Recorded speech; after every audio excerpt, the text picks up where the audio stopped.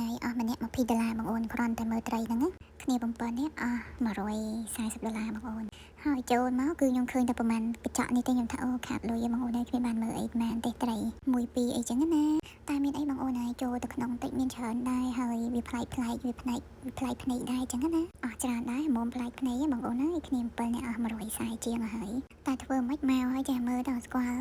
សត្វនៅក្នុងទឹកមានអីខ្លះបងអូននេះខ្ញុំមិនសូវដឹងឯងមើលតាមចាក់ស្ដែងអ្នកមើលនេះដឹងតែមើលទេតាមបើសិនណាឲ្យគេឈ្មោះគេអីស្អែកយកមកដឹងអីមានដឹងខ្ចោលអីចាដឹងតែលហើយតែម្ដងនិយាយលេងបងអូនអត់ដឹងបងអូនធុញខ្ញុំអត់ទៅនេះវីដេអូកាត់មួយថ្ងៃមួយបងអូនអត់ហ៊ានផុសច្រើនទេពីព្រោះខ្លាចបងប្អូនធុញអញ្ចឹងណា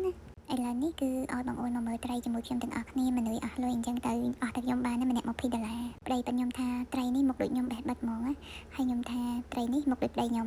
ថាប្តីខ្ញុំវិញអញ្ចឹងណាសងសឹកចាឲ្យតែមើលតែចម្លែកហ្នឹងដូចប្រពន្ធឯងចាអីគេមួយទៀតអាសេះចំត់ទៅបងអូននេះដូចនៅកពតយើងនេះចាគឺខ្ញុំឃើញមើលបាន2ដងបងអូននៅចិត្តផ្ទះខ្ញុំក៏មានដែរហើយមកនៅឆ្ងាយនេះនៅតែមានទៀតបើអាសេះចំត់នេះមិនដឹងស្អីបងអូនដោះពេញទាំងអស់នេះដឹងស្អីពេញខ្លួនពេញអីទាំងអស់ដូចមើលតាមចាក់ស្ដែងអញ្ចឹងណាមិនដឹងនិយាយថាម៉េចបងអូនអើយយើងវាមិនសូវស្គាល់ឈ្មោះប៉ុនគេហើយបានតែមើលទេអ្នកមើលនេះបានតែមើលមែនហ្នឹងមិនស្គាល់ស្អីទេចាទៅមើលឲ្យស្គាល់ប្លែកចម្លែកអារម្មណ៍ខ្លួនឯងអញ្ចឹងទៅអូខេបាយបាយជួបគ្នានៅវីដេអូក្រោយណាកុំធុញបងអូនបាយបាយជំរាបលា